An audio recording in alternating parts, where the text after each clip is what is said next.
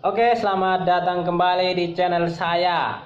Terima kasih buat teman-teman yang selalu mendukung channel ini, dan bagi teman-teman yang belum subscribe, tolong subscribe channel ini supaya teman-teman selalu update untuk video-video terbaru dari channel ini.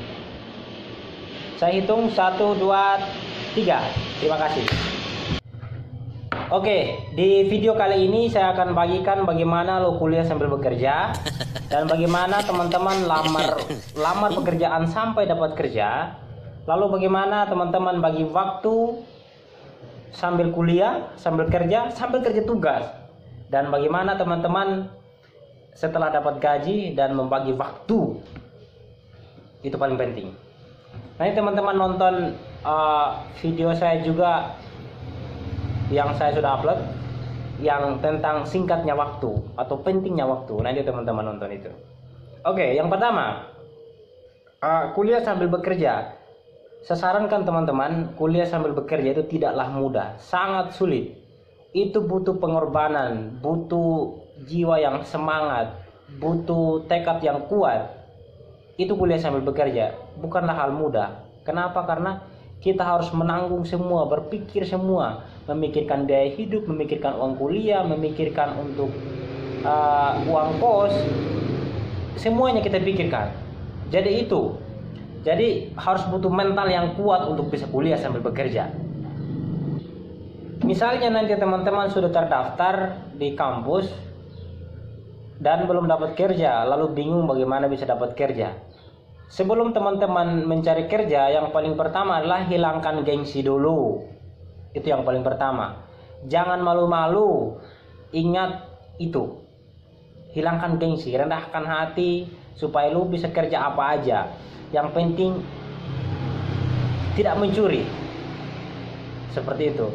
Jadi teman-teman hilangkan gengsi itu dulu, baru bisa lanjutkan untuk cari kerja.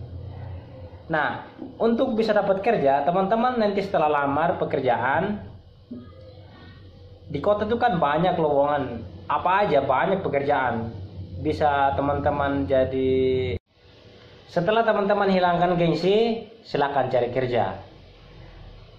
Setelah teman-teman hilangkan gengsi, teman-teman dapat pekerjaan apapun akan kerjakan itu. Asalkan teman-teman bisa kuliah, bisa hidup, bisa makan, itu yang paling penting. Lalu yang berikut. Nah, setelah misalkan teman-teman buat lamaran lalu diantar di tempat kerja atau di perusahaan atau di hotel atau di kafe atau di restoran, dan jika itu tidak dipanggil-panggil, itu saya sarankan teman-teman datangi bosnya untuk tanya, untuk selalu tanya.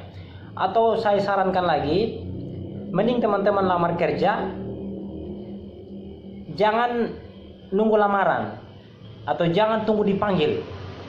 Langsung ketemu bosnya, bilang aja saya mau kerja, saya butuh hidup, butuh biaya hidup untuk sambil kuliah di sini. Saya tidak punya keluarga di sini. Begitu aja, omong sederhana aja.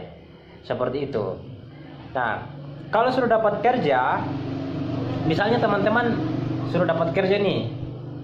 Nah, ini yang paling susah, bagi waktu. Teman-teman harus bagi waktu untuk kuliah, bagi waktu untuk istirahat, bagi waktu untuk kerja tugas. Jadi di masa proses kuliah sambil bekerja itu tidak ada waktu untuk bermain-main, tidak ada. Ya, sebenarnya ada. Teman-teman bisa saja main-main, tapi yang dikorbankan ada. Misalkan korbankan kerja, silakan main-main, tidak usah kerja. Atau teman-teman korbankan kuliah, silakan main-main, tidak usah kuliah.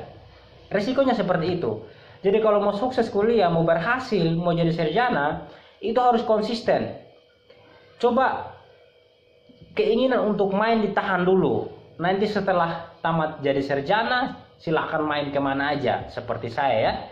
Jadi saya yang bicara juga ini bukan orang kaya, tapi saya juga berasal dari keluarga petani, dan saya juga kuliah sambil bekerja. Jadi saya sampaikan buat teman-teman, ini adalah pengalaman saya selama kuliah sambil bekerja. Jadi nanti setelah dapat pekerjaan harus bagi waktu. Misalkan kuliah itu menghabiskan 8 jam. Jadi kita itu satu hari 24 jam. Jadi kita harus sisipkan waktu itu untuk istirahat. Itu sekitar, pada umumnya kan 8 jam untuk istirahat. Jadi ya palingan kalau kita sibuk bisa 6 jam atau 7 jam.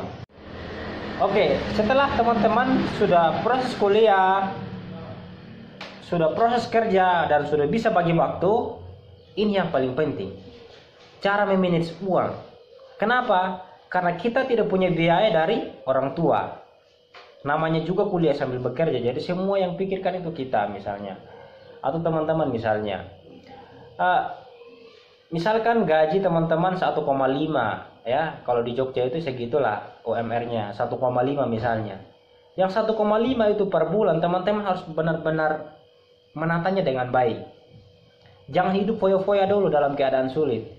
Jangan suka beli ini, beli itu, beli ini, beli itu yang tidak penting. Utamakan dulu kuliah, uang kos, sama uang makan. Itu yang paling penting. Atau sisipkan uang untuk kerja tugas. Seperti itu. Jadi itu pengalaman yang saya bisa bagikan teman-teman. Karena saya juga dulu kuliah sambil bekerja dan saya membagi waktu seperti itu. Saya harus benar-benar membagi waktu kuliah. Ya waktunya kuliah ya kuliah. Waktunya kerja ya kerja. Waktunya istirahat istirahat. Tidak ada waktu untuk main. Nah, setelah tamat sarjana, setelah selesai kuliah, akhirnya saya punya waktu banyak untuk bermain atau mungkin pengen libur, sudah ada waktu. Seperti itu.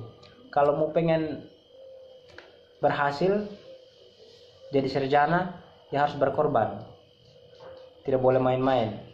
Ya boleh aja main-main, kecuali teman-teman punya uang kiriman dari orang tua, teman-teman punya uang banyak, boleh main-main. Tapi kan posisi kita adalah kuliah sambil bekerja. Jadi kalau kita main-main, ya ada salah satu yang kita korbankan, atau bahkan semuanya, bisa tidak kerja, bisa tidak kuliah, semuanya.